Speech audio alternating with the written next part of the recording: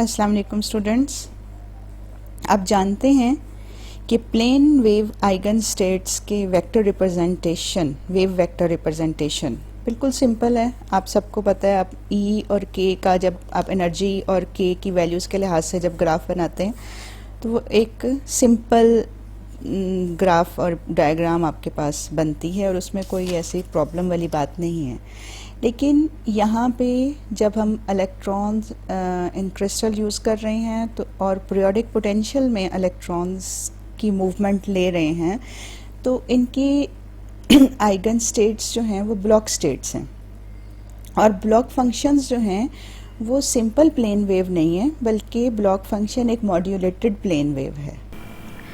इसलिए हम तीन टाइप्स की जो स्कीम्स हैं वो यूज़ करेंगे ई और के को शो क्या रिलेशनशिप शो करने के लिए। तीन तरह की हम उनकी रिलेशनशिप्स या ग्राफ या डायग्राम्स हम तीन तरह की शो कर सकते हैं और उन्हें हम कहते हैं, जैसे ये फर्स्ट वन है, this is extended zone scheme, ये है रिपीटेड जोन स्कीम और ये नीचे वाली जो है ये इसको आप बोलते हैं रिड्यूस्ड जोन स्कीम। तीनों स्कीम ही इलेक्ट्रॉन्स के वेव फंक्शंस को शो करने के लिए यूज़ होती हैं। तीनों ही हम अपनी कन्वीनियंस के लिहाज से फिज़िकल बिहेवियर शो करने के लिए हम कोई भी स्कीम यूज़ कर सकते हैं। तो आज हमने इनका इंट्रोडक्शन लेना है। ये कुछ पेज शो कर रहे हैं। इसमें क्या लिखा हुआ है? इसमें लिखा हुआ है it follows from equation 6.39। Equation कौन सी है? ये वही आपकी इक्वेशन है जो आपने क्रॉनिक-पेनी मॉडल से ऑब्टेन की थी, यानी cos k a equals to p sine alpha a over alpha a plus cos alpha a। ये वो उस इक्वेशन का रेफरेंस यहाँ पे दिया जा रहा है और उसमें वो कह रहे हैं कि cos k a takes a specific value for each allowed energy value E, यानी जो cos के a है हर एनर्जी वैल्यू के लिए उसकी एक स्पेसिफिक वैल्यू होगी। However, cos k a is an even periodic function of k and remains unchanged if it is replaced by k plus 2 pi n over a। यानी कि cos k a जो है वो डिफरेंट e की values के लिए different होगा, लेकिन ये तमाम values k plus 2 pi n over a के बाद वही तमाम वैल्यूज़ रिपीट होंगी। यानी ये इवन पीरियोडिक फंक्शन है और बार बार वैल्यूज़ जो हैं डिफरेंट k की वैल्यूज़ के लिए रिपीट होती चली जाएंगी। It means that energy E is also an even periodic function of k। इसका मतलब है कि एनर्जी भी k की वैल्यूज़ के लिए रिपीट होंगी उसकी वैल्यूज़। जैसे यहाँ पे देखें, ये इस फिगर में देखें, यहाँ पे जो वैल्यू है ये ऐसे ऐसे ऐसे और ये फिर से आप देखें यहाँ पे इस पॉइंट से जाके वैल्यूज़ जो हैं वो फिर से रिपीट होना शुरू हुई, फिर नीचे आएंगे और फिर से वैल्यूज़ चेंज होते होते फिर से वैल्यूज़ अपने आप को रिपीट करेंगी। इसको आपको पता ही है, ये इसको हम कहते हैं even periodic function. This type of periodic representation of energy is shown in this figure. ये इस फिगर में इसको शो किया जा रहा है।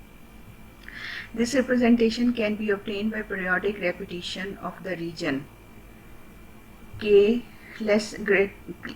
greater than minus pi by a less than pi by a। यानी इस तरह जो यहाँ से लेकर यहाँ तक की वैल्यूज़ हैं, ये फंक्शन इसमें देखें, ये माइनस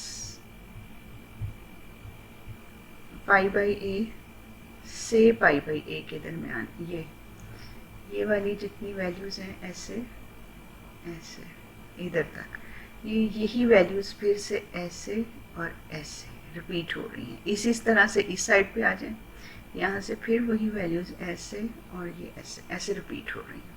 ठीक है, तो ये जो रीजन है ये माइनस पाई बाई ए से प्लस पाई बाई ए तक, इसको हम बोलते हैं फर्स्ट ब्रिलियन जोन। फिर अगली जो रीजन है माइनस 2 पाई बाई ए से 2 पाई बाई ए के दरमियान, इसको बोलते हैं सेकेंड ब्रिलियन जोन।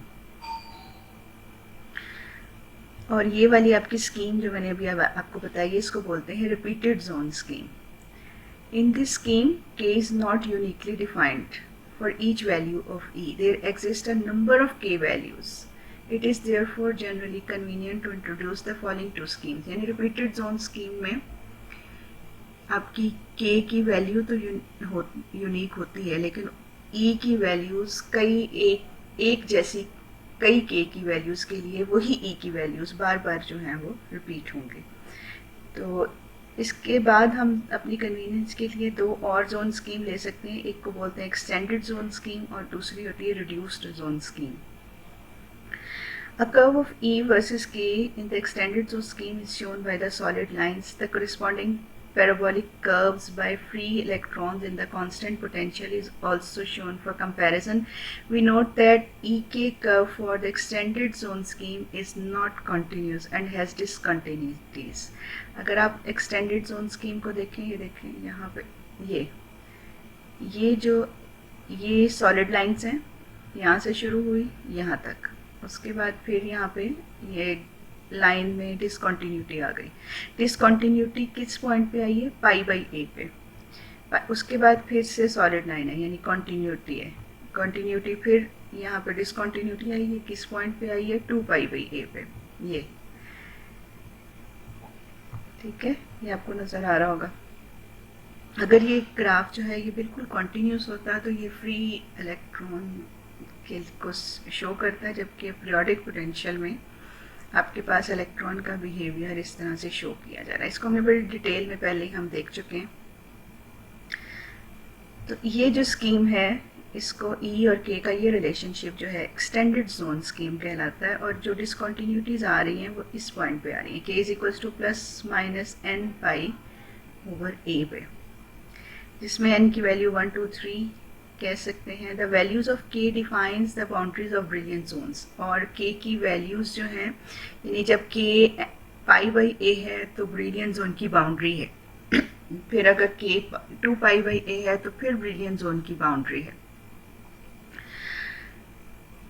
तो अब के की वैल्यू चूँकि होती है 2 पाई ओवर लेमडा, के की वैल्यू 2 पाई ओवर लेमडा यहाँ पे पुट करें, आपके पास रिलेशनशिप जो आ रहा है वो आ रहा है n lambda is equals to 2a।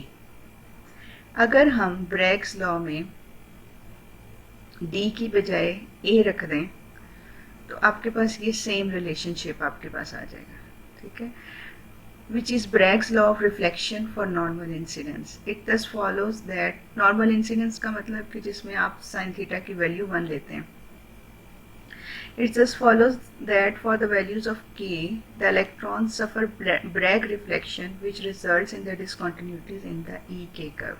मतलब क्या है कि इन वेवलेंथ्स के लिए जो ये कंडीशन सेटिस्फाई करें, वो इलेक्ट्रॉन्स जिनकी वेवलेंथ ये हो जाती है वो उनको फिर ब्रैग रिफ्लेक्शन का सामना करना पड़ता है, और जिसकी वजह से जब वो ब्रैग रिफ्लेक्शन होती है तो स्पेक्ट्रम में डिसकंटिन्यूटी आ जाती है। The EK curve is in the reduced zone scheme is shown. अच्छा, अब इस रिड्यूस्ड जोन स्कीम क्या है ये उसको देख लेते हैं। यहाँ देखें, अब यहाँ से देखिए, एक्सटेंडेड जोन स्कीम में ये आपका फंक्शन जो है ऐसे और ऐसे, और इधर से ऐसे और ऐसे, ठीक है, ये आपने यहाँ पे शो कर लिया। फर्स्ट उसमें ब्रिलियंट जोन में आपने फंक्शन ऐसे शो कर लिया, ठीक है। अच्छा, अब आगे चलें। ये जो फंक्शन है, ये अगर आप इसको कंप्लीट करें, या ये वाला जो पार्ट है अगर आप इसको कंप्लीट करें तो ये कैसे कंप्लीट होगा? ये यहाँ से ऐसे और ये यहाँ से ऐसे नहीं जाएगा, ऐसे करके। तो ये चीज़ हमने यहाँ पे शो करी है, ये ऐसे। यानी अगर आप देखें कि ये चीज़ इसको आप कंप्लीट करें तो आपका ये स्टाइल बन जाएगा, ये नीचे वाला। अगर आप इसको कंप्लीट करें इसको, तो आपका इधर से यहाँ से देखें ये सारा ऐसे, ठीक है। अगर आप इस बैंड को कंप्लीट करें, इसका वेव फंक्शन कंप्लीट करें, तो ये तो आपका थर्ड बैंड ऐसे बन रहा है, ठीक। तो आपने ये वाला पार्ट फर्स्ट जोन वाला ले लिया, उसके बाद इस बैंड गैप का क्या होना चाहिए इसको कंप्लीट करके, क्योंकि ये इवन पीरियोडिक फंक्शन है तो इसको फर्स्ट जोन में किस तरह से होना चाहिए इसकी वैल्यूज़, वो आपने कंप्लीट किया तो वो ये लाइन ऐसे बन गई। इसी तरह से इस साइड का, इसको जब आप कंप्लीट करेंगे तो ये ऐसे, ये इधर से ऐसे लाइन बन गई, ये ऐसे, ठीक है। अब ये पार्ट आ जाए, ये वाला, ये दिस वन, अगर आप इसको फर्स्ट जोन में ले आए, इसको पहले कंप्लीट करें, ये ऐसे ऊपर जाएगा ऐसे, और फिर ये ऊपर से ऐसे नीचे आएगा ऐसे, यानी ये फर्स्ट जोन में ये ऊपर से ऐसे नीचे आएगा। तो वो आप फर्स्ट जोन में जब आप इसको ड्रॉ करेंगे तो वो ऐसे होगा ये, और इसी तरह से ये वाला जो फर्स्ट जोन में होगा ये भी ज़ाहिर ऐसे होगा, जो इसको आप इस लाइन से ऐसे शो करें। मतलब ये कि आपने आपके डिफरेंट जो एनर्जी बैंड गैप्स हैं उनकी वैल्यूज़ फर्स्ट जोन में आप ले आएँ, तो that is called reduced zone scheme. ये आप वैल्यूज़ एक्सटेंडेड और पीरियोडिक दोनों जोन स्कीम से इसमें ले आएंगे तो ये रिड्यूस्ड जोन स्कीम हो जाएंगी। तो ये 3 डिफरेंट जोन स्कीम्स हैं। देन आपके पास आ गया number of wave functions in a band. अगर आपको किसी एक एनर्जी बैंड में number of wave functions calculate करने हैं तो उसका क्या तरीका है। It has been shown that an infinitely long one-dimensional crystal, there are certain allowed energy ranges which have continuous distribution of energy। आपको पता है कि वन डायमेंशनल क्रिस्टल में एक रेंज ऐसी आती है जिसमें एनर्जी कॉन्टीन्यूस होती है, फिर डिसकॉन्टीन्यू होती है, फिर कॉन्टीन्यूस एनर्जी की रेंज आती है, इसी तरह बार बार ये चीज़ रिपीट होती है। We now consider finite crystal of length L and determine the number of possible wave functions। अब आपने एक फाइनाइट क्रिस्टल ले लिया जिसकी लेंथ है L, और उसमें अब आपने देखना है कि कितने पॉसिबल वेव फंक्शंस जो हैं वो एग्जिस्ट करते हैं। तो पीरियोडिक कंडीशंस के according psi x plus L is equals to psi x, since the wave functions are Bloch functions. क्योंकि वेव फंक्शन ब्लॉक फंक्शंस हैं, ये चीज़ आप ब्लॉक फंक्शंस में ऑलरेडी डिस्कस कर चुके हैं। अब आप इसको ब्लॉक फंक्शंस हैं तो साई x प्लस एल की जो वैल्यू लिखेंगे अकॉर्डिंग टू ब्लॉक फंक्शन वो ये बनेगी, और साई x की जो वैल्यू होगी वो ये बनेगी, यानी e raise to power iota k x plus L and u k x plus L equals to e raise to power iota k x u k x। ठीक है, इसमें हम पीछे पढ़ के आए हैं कि ब्लॉक फंक्शन में u k x plus L is equals to u k x, यानी या आप इसको ऐसे भी कह सकते हैं u k x plus a is equals to u k x, यानी जितना लेंथ होती है उसके साथ ये फंक्शन पीरियोडिक होता है, और पीरियोडिसिटी की वजह से ये दोनों सेम चीज़ हैं। अगर ये और ये सेम हैं तो ये कैंसिल आउट हो गई, बाकी क्या रह गया आपके पास, e raise to power iota k x plus L equals to e raise to power iota k x. ठीक, इनको इसको आप ओपन कर लें इसकी ब्रैकेट्स, तो आपके पास कैंसिल आउट हो जाएगा, e raise to power iota k x दोनों साइड से कैंसिल आउट हो जाएगा, बाकी रह जाएगा e raise to power iota k L is equals to 1। अब आपको पता है कि ये चीज़ क्या होती है, ये होगा cos k L plus iota sine k L must be equals to 1। तो ये कंडीशन कब सेटिस्फाई होगी, जब k L is equals to 2 pi n हो। जब k L is equals to 2 pi n हो तो फिर उस वक़्त ये साइड जो है लेफ्ट हैंड साइड ये 1 की इक्वल आएगी। तो फिर के की वैल्यू इसमें से हम डिराइव कर लें तो वो क्या बन जाएगी, 2 pi N over L. N की वैल्यूज इसमें 1 plus minus 1 2 3 and so on है, ये के की वैल्यू आ गई। तो अब हमने देखना है कि number of possible wave functions कितने हैं, तो हम इन द रेंज डी के कितने हैं, तो हम इस इक्वेशन का आप डेरिवेटिव ले लें, यह आ जाएगा d k is equals to 2 pi over L d n, तो डी एन आ जाएगा L over 2 pi d k. Considering now the brilliant zones, the maximum value of k is pi over a, where a is the length of the primitive cell। ठीक है, अगर आप first brilliant zone लेते हैं तो first brilliant zone में k की जो maximum value, minimum value k की 0 होती है और मैक्सिमम वैल्यू k की क्या होती है, pi over a first brilliant zone में, और a जो है वो प्रिमिटिव सेल की लेंथ है। अगर आप कहें कि एक सेल में if n is the number of primitive cells in the crystal of length L, अगर आपके पास पूरे क्रिस्टल में n सेल हैं, एक सेल की लेंथ कितनी है a, ठीक है, और टोटल सेल कितने हो गए लेंथ एल में कितने हो गए, कितने सेल हो गए, n सेल हो गए। तो फिर आप a को लिख सकते हैं a is equals to l over n। Therefore, the maximum value of k in the first Brillouin zone is n pi over l। ठीक है, तो ये अब आपकी जो मैक्सिमम वैल्यू ऑफ k आ गई फर्स्ट ब्रिलियन जोन में, वो कितनी होगी, वो होगी n pi over l। Thus the series is cut off at n over l, which means that the total number of allowed k values in the first Brillouin zone is n। Total number of allowed k values in the first Brillouin zone is n। Hence total number of possible states in any energy band is equals to number of primitive unit cell n।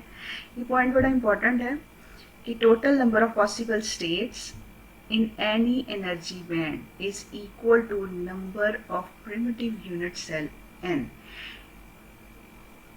ठीक है, किसी भी crystal में अगर आपने ये देखना है कि किसी अलाउड एनर्जी बैंड में कितने अलाउड पॉसिबल स्टेट्स हैं एनर्जी की, तो वो किसके इक्वल होंगी, वो प्रिमिटिव यूनिट सेल्स जितने उस क्रिस्टल में होंगे उसके इक्वल होंगे। We further note that since each band can be occupied maximum of 2 electrons.